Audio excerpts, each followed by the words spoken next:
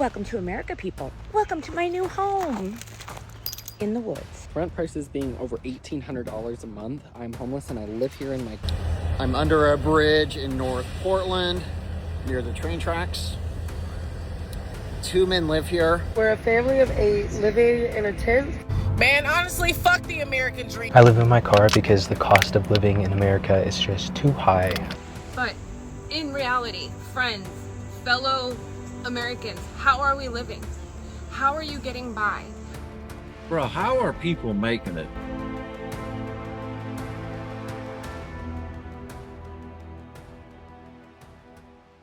America likes to tell a very clean story about itself, a story where if you work hard, play by the rules, get a job, and don't mess up too badly, you're guaranteed a roof over your head, a fridge with food in it, and at least the basic dignity of not sleeping in a car or pitching a tent behind a Walmart. But somewhere along the way, that story quietly collapsed while everyone was busy blaming individuals instead of looking at the system.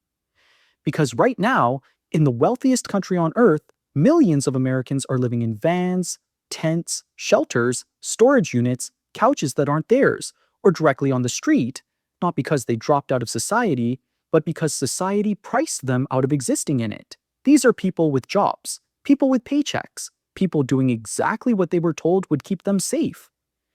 And yet here they are, scrolling rental listings they can't afford, watching rent climb faster than their wages, listening to politicians talk about strong economic growth while they're figuring out how to shower at a gas station before work. This video isn't about shock value. It's about explaining how this became normal. How rent turned into a financial weapon, how housing became a speculative asset instead of shelter. How wages became a joke everyone pretends not to hear, and how the cost of living quietly turned survival into a subscription service most people can't afford anymore.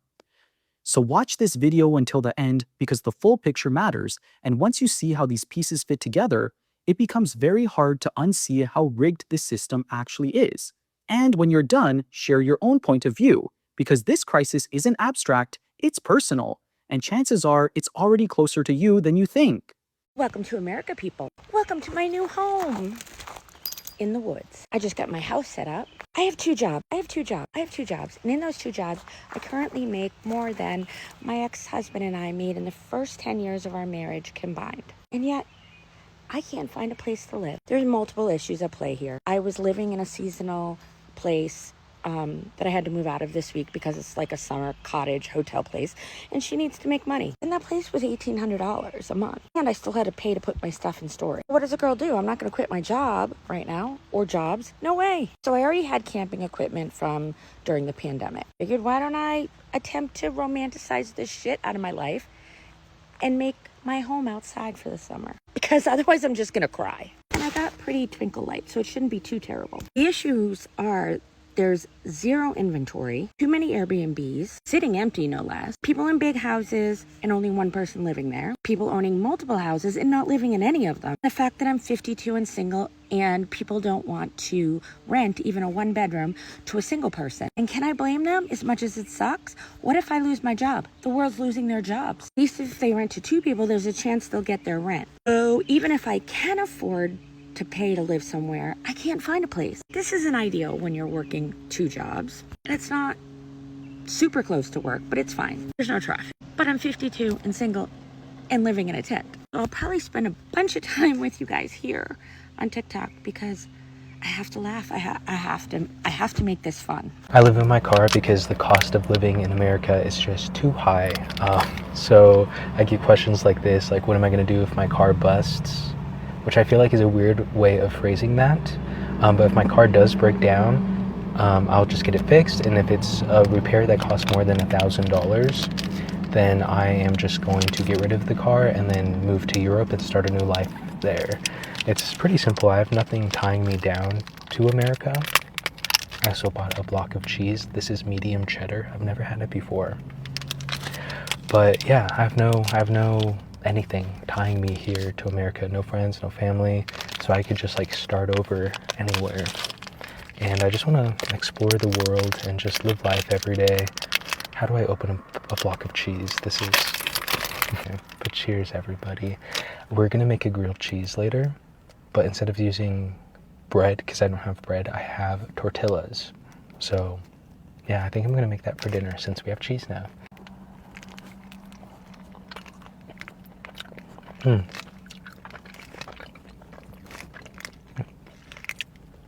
This is really fire. What other questions do you guys have? But again, this is your sign. I know some of you guys are young and don't have kids. Live life. Be happy instead.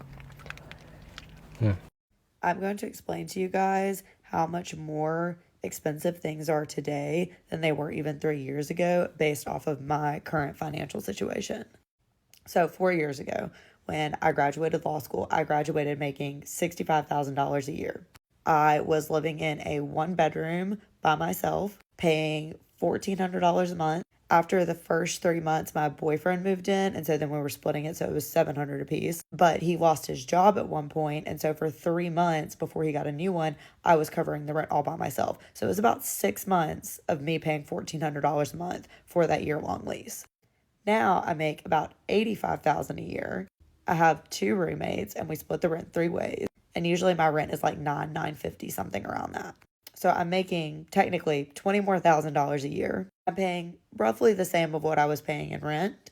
And I have never been more stressed out about money in my entire life. I feel like people do not understand what a privilege it is to be able to move. Like, I am stuck in an apartment I cannot afford, and like whether or not that's my own fault, whatever, but I am stuck in this apartment that I cannot afford because I cannot afford to move, because I do not have the funds to front a security deposit for another place before I get the security deposit back for this place. And I have to decide whether or not I'm staying here for another year in the next 2 weeks. Even though my lease isn't up until June 1st, and the way things are in New York City, I can't start looking for a new apartment until like mid-May at the earliest to move in June 1st. So if I decide not to re-sign, I could end up being fucked, and I won't have the money, I won't have a place I can afford. Like, I just don't have the options other than staying here and spending my entire paycheck on rent. Rent didn't slowly rise the way people like to imply. It didn't gently adjust with inflation or creep up alongside wages like a reasonable adult would expect in a functioning economy. It exploded violently and unevenly in a way that fundamentally broke the unwritten agreement between working people and the society they live in. For decades, rent was supposed to be the manageable expense, the thing you budgeted around, the cost that stayed relatively stable while you planned your life. But in many American cities, rent has doubled or even tripled in less than a decade, sometimes in just a few years, while paychecks barely moved at all, like someone flooring the accelerator while the wheels are stuck in mud. Suddenly, a studio apartment costs more than a full-time worker earns in a month. Suddenly, roommates aren't a phase, they're permanent. Suddenly, missing one paycheck isn't inconvenient, it's catastrophic. And the most surreal part is how casually this was allowed to happen. Homes stopped being places to live and became financial instruments, traded, hoarded, and optimized for profit by investors who will never step foot in them, while ordinary people are told that if rent eats 60 or 70% of their income, that's a personal budgeting issue, not a structural failure. Landlords raise rent because the market allows it. Corporations buy thousands of homes because it's a smart investment, and politicians shrug because technically nothing illegal is happening, even though the end result is that working adults are sleeping in their cars with their resumes in the glove compartment. This is how you get van life without the Instagram filter. This is how tents start appearing under overpasses. This is how shelters become permanent addresses. When rent disconnects completely from wages, homelessness stops being a fringe problem and becomes a predictable outcome, not of bad decisions, but of math that simply no longer works. And once rent alone can wipe out an entire paycheck, everything else, food, healthcare, transportation, becomes optional, and shelter, the most basic human need, turns into a luxury item. One of the biggest lies still floating around is that America has a housing problem because there simply isn't enough housing, as if the issue is just a shortage of buildings, when in reality the country has plenty of structures, plenty of square footage, and plenty of empty units. They're just not meant for people who need to live in them. Housing stopped being shelter and became a financial product, something to be optimized, leveraged, packaged, and sold to whoever could extract the most long-term value from it, which usually isn't the person who actually needs a place to sleep. Developers don't build homes for affordability anymore because affordability doesn't maximize returns, so instead of modest apartments, they build luxury units with thinner walls, gray floors, and a word-like resort in the brochure, slap on a rent price that only works if you earn way above the median income, and then act surprised when entire buildings sit half empty while people are living in tents 2 blocks away. Single-family homes are bought in bulk by investment firms that treat neighborhoods like spreadsheets, turning once stable communities into long-term rentals with rents pushed as high as the market will tolerate. Not because costs went up that much, but because someone somewhere figured out they could. And if you ask why wages didn't rise to match housing costs, you're told the market is complicated. But if you ask why rent can jump 20 or 30% in a single year, suddenly the market is very simple. The truth is that housing policy quietly shifted away from protecting residents and toward protecting investors. And once that happens, homelessness isn't an accident, it's collateral damage. This is how you end up with people working full-time jobs while living in their cars parked outside homes they could never afford to rent, let alone buy, staring at empty windows that exist only to generate passive income for someone who already owns 10 of them. Bro, how are people making it? If you making $30 an hour, it's weird to ask that, but how are you making it? After you pay your rent, $1,500 a month, that's on the low side. Car note, $500 a month.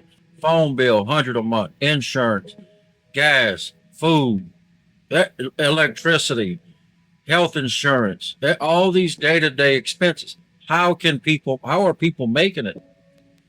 You do the math and you come back and tell me what the numbers look like for you. Because a person can make $30 an hour and it is going to struggle. I can only imagine making $15 an hour. You cannot live on that. How? No, you cannot. You cannot convince me otherwise. You cannot live on 15 or $30 an hour, or you're going to stay broke. Convince me that. We're a family of 8 living in a tent in a 24-foot camper by choice. You ever been so broke that you started budgeting out toilet paper squares? Gave up the house, gave up the bills, gave up the fake idea of stability that was really just a paycheck to paycheck and panic attack. We work 70 hours a week to live a life that we can't even enjoy.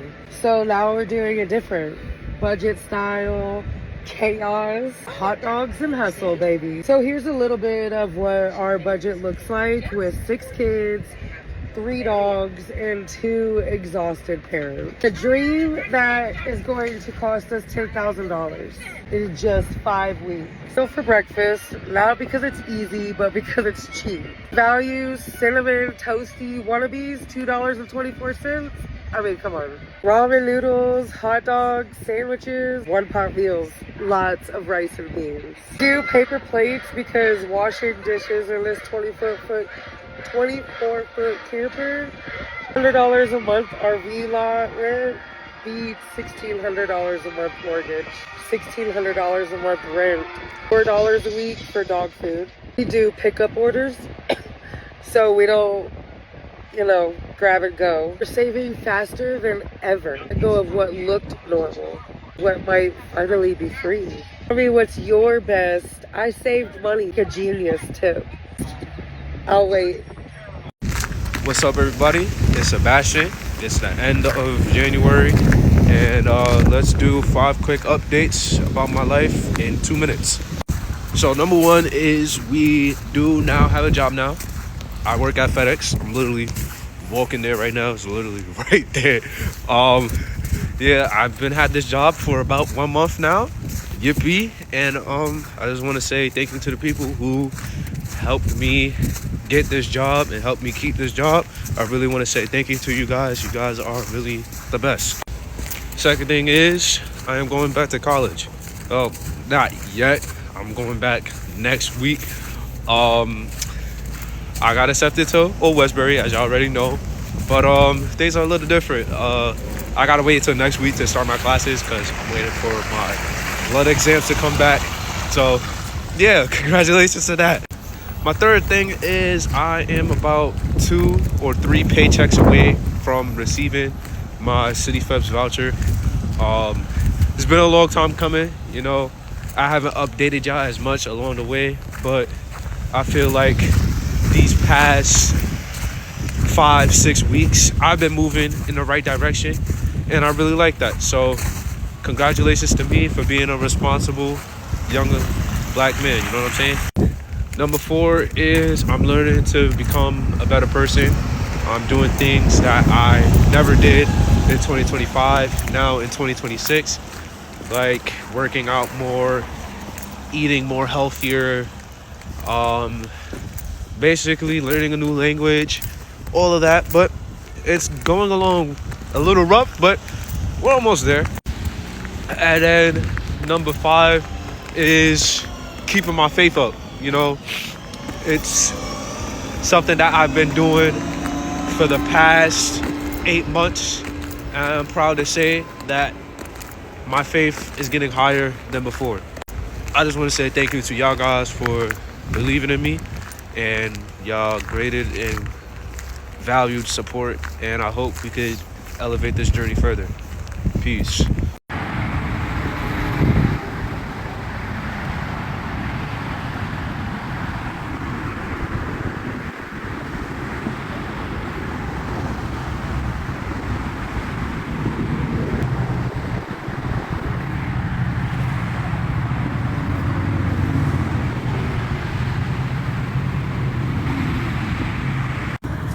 Yo, I don't carry much cash on me, but I do TikTok live. But here. Thank you so much. We're just trying to save up enough to get a room tonight at a motel. We've been sleeping in a hotel. We've been sleeping in a tent in the woods. Okay. And we've been trying to save up enough so we can get a hotel room because it's been cold. Are you Christian? I am. Can you pray with us? I do, but I'm a germaphobe, but I want to pray that God covers you guys with the blood of Jesus and keeps you safe. He touched you mind, body, and soul, spiritually, physically, and emotionally, and finds you somewhere. Thank you, God okay? bless you. God bless you too. God bless you. Thank yes, you so much. and you know you are loved. Yo, help these people. Damn. Y'all got these nice-ass cars and not even to help people. The fuck?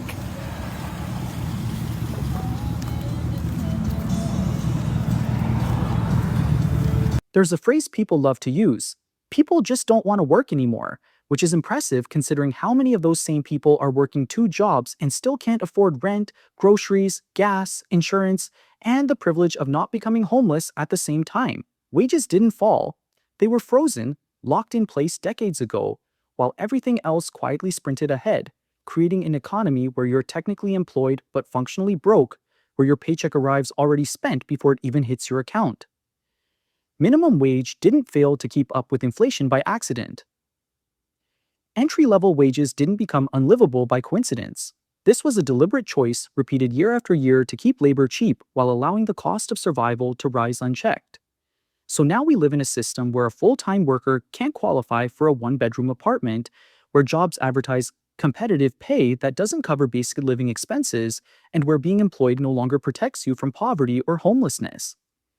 And the cruel irony is that the same economy demanding flexibility, loyalty, and productivity from workers offers absolutely none of that in return, because the moment you miss a paycheck due to illness, layoffs, rent hikes, or just bad timing, the entire structure collapses. But guess that's not freedom. That's survival with a dress code. There was a time when homelessness was framed as something that happened outside the system: addiction, extreme circumstances, personal collapse. But that definition no longer fits the reality unfolding across the country. The fastest growing group of homeless Americans is the employed, people clocking in every morning, people paying taxes, people doing exactly what society asked of them. They sleep in vans not because it's trendy, but because rent eats their entire paycheck. They stay in shelters not because they want to, but because housing applications require income levels that no longer reflect reality. They camp outside because the waiting lists are full, the deposits are impossible, and one emergency expense already wiped out what little savings they had. And what makes this worse is how invisible it all is. A person living in a car can still look normal. Someone sleeping on a friend's couch can still show up to work. Someone rotating between shelters can still function until they can't. This is homelessness without the stereotype, without the warning signs people expect, and without the safety nets that were supposed to catch them before it got this bad. And when homelessness becomes a normal outcome of full-time work, the problem is no longer individual behavior. It's the system itself. Y'all want to know the real rent crises in New York and the problem? It's buildings like this going up. How the hell can a one-bedroom in this building cost $3,350 in Flatbush, Brooklyn? Just think about it. How much money you have to make to afford a building like this in the hood? They say 30% of your monthly income should go to rent. So in order for me to afford a building like this, I gotta be making at least $11,100 a month. How many transit workers, teachers, police officers, firefighters, and other city workers can really afford that? None. How about this building right here on Linden Boulevard? If you want a 2-bedroom, you gotta be paying $4,000 a month.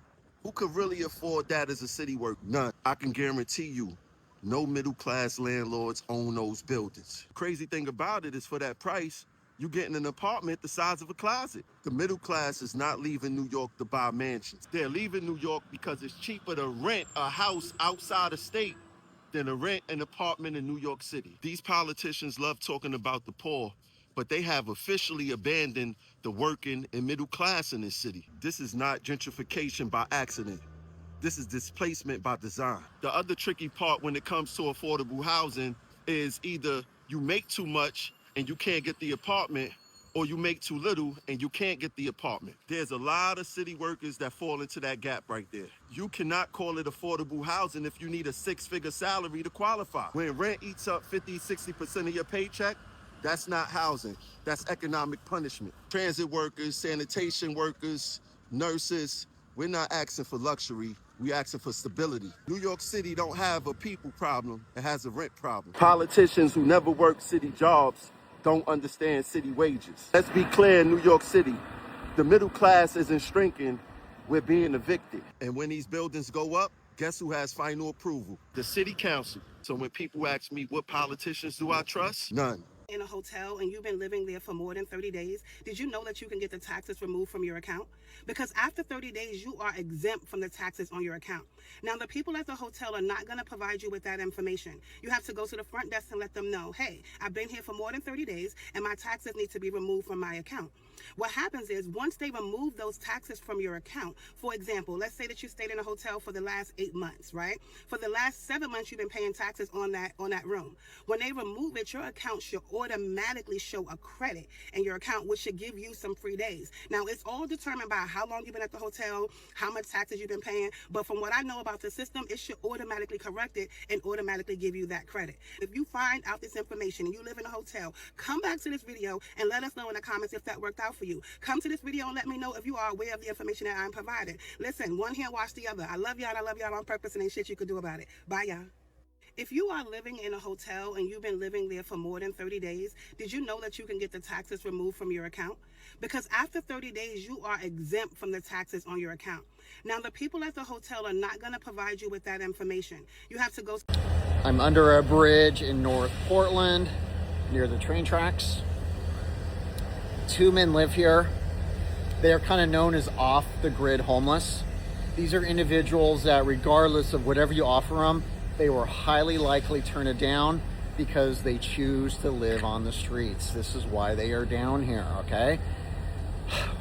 For decades, we've been basically lied to that housing ends homelessness. Well, you know what? It only ends it for people who want off the streets. And the fact is, there's a good 40+% of the population that considers homelessness a lifestyle. And if they consider a lifestyle, doesn't matter how many shelters we build, doesn't matter how many tiny homes we build, it's going to be extremely difficult to get them to agree to move indoors. And I think that's why we need to kind of rethink who our homeless population is, try to understand why they're choosing it out here, and work with them in maybe a different way rather than immediately offering housing, to see if we can come to some kind of like almost community compromise just to get them into some type of more traditional type living situation that isn't like this. When I say it's illegal to be poor in the United States, here's what I mean. Nobody can afford a house.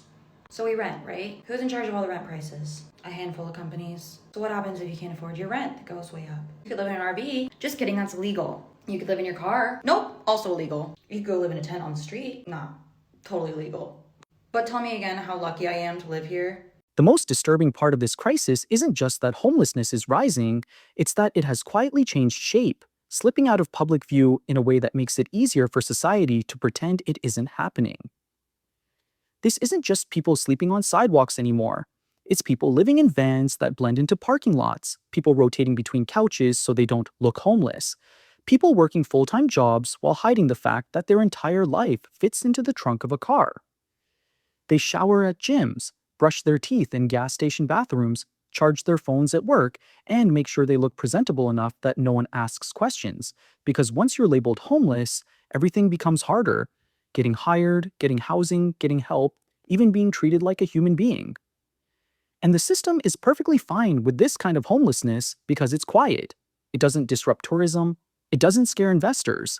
It doesn't force politicians to act. As long as people are suffering discreetly, sleeping in vehicles instead of sidewalks, the crisis stays off the front page, and society can keep pretending this is a series of personal failures instead of a mass economic breakdown.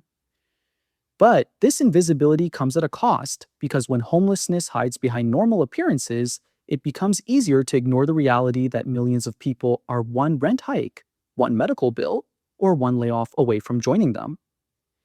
This isn't a fringe population anymore, it's a preview. If this were a temporary shock, a pandemic aftereffect, a bad inflation cycle, a brief housing imbalance, there would be signs of relief by now. But instead, everything that pushes people toward homelessness is getting stronger, faster, and more normalized. Rent isn't coming down in any meaningful way. Housing supply isn't shifting toward affordability. Wages aren't catching up. And the cost of basic survival keeps rising like it's on autopilot. Even when inflation slows, prices don't go back down. They just rise more slowly, which is a nice technical detail that doesn't help when rent is already unaffordable and groceries already cost too much. At the same time, safety nets are thinning out, wait lists are longer, assistance programs are underfunded, and eligibility requirements are built around income thresholds that no longer match real-world expenses. And instead of confronting the structural issues, speculative housing markets, wage suppression, corporate consolidation, the conversation keeps circling back to personal responsibility as if millions of people independently decided to fail at life in the exact same way at the exact same time. This is how systemic problems stay unsolved. Blame individuals, praise the economy, and wait for the consequences to become unavoidable. How are we all living right now? In 2025, how are we all getting by? And this is no way political, so please leave that behind at the door. But in reality, friends, fellow Americans, how are we living? How are you getting by? I don't believe there's a middle class anymore. I believe middle class is now low income, and low income is now just not surviving. So what brings me to this today is, well, a few things. One thing, for example, our town has been building these apartments, and every town is required to give so much percentage to affordable housing. And so they've announced that the lottery is beginning for the low income section of this apartment building at $2,300 a month for a 2-bedroom. A 1-bedroom was like $2,100. That's how much you would have to make basically a week. And that's low income. Our state senator on Facebook announced that. Very exciting news. I called it out. Many people agreed. Some didn't. You can kind of see where we're going with that. Who's not struggling right now and who is and understands. Another example, groceries. Is there anyone that can afford to buy groceries at this day and time? Everyone, I'm sure, has cut back. I can be honest, I no longer eat 3 meals a day, maybe one. I mean, I do have an eating issue anyway, but so it's easy for me to do that. But what about the people that don't? Like, you can't afford to eat anymore. I remember when things were normal, I have a Market Basket as our local grocery store, and I could get a full week's worth of groceries for $100 or less. Eggs were 99 cents. It was just the affordable grocery store. It is still the most affordable grocery store, but that $100 is now $300. My son buys the same groceries every week when he was by himself before he had his son, and it used to be between 40 and 50 bucks. He was a single guy, but then it went to 100 bucks for the same exact grocery list, like the same exact things. It's just not sustainable for anybody. And then if God forbid, like that, what has just happened to us, you run into any kind of crisis, because we have very recently, we're in it right now. What do you do? What do you do? Because there's no money to put away anymore. There's no money. Every ounce of what we had was going into the bills that we started back when things were more affordable. But as costs were rising, those same bills are now double, but with the same income. But I mean, what do people do? I know, like, side hustles, everyone's doing side hustles now, but then it's harder to get side hustles because everybody needs them. And when you have a full-time job where you're working 40, 50, I don't even think full-time is 40 anymore, like say 50, 60 hours. My son works 60 hours a week and still can't afford anything. After caring for his son, he can't afford anything. And I just don't know how people are doing it. And like I said, I don't know when crisis hits, what are people supposed to do? The only people making out right now are people that have the money and can afford this kind of economy. And that being said, the only other thing I see that is so frustrating to me is there's people out there that don't work, but yet somehow they're still thriving. They're still, like, I see it on the daily around my town where they don't work. Maybe they're disabled. I don't know their exact story, but I know they don't work. But they're at the dispensary because it's legal in our town, in our state, every day or every other day. They're at the liquor store. They smoke cigarettes. They get DoorDash 2 times a day, coffee delivered in the morning from Dunks. Nails did every week or every other week.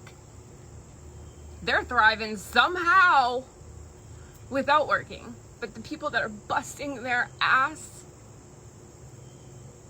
there just feels like no hope right now.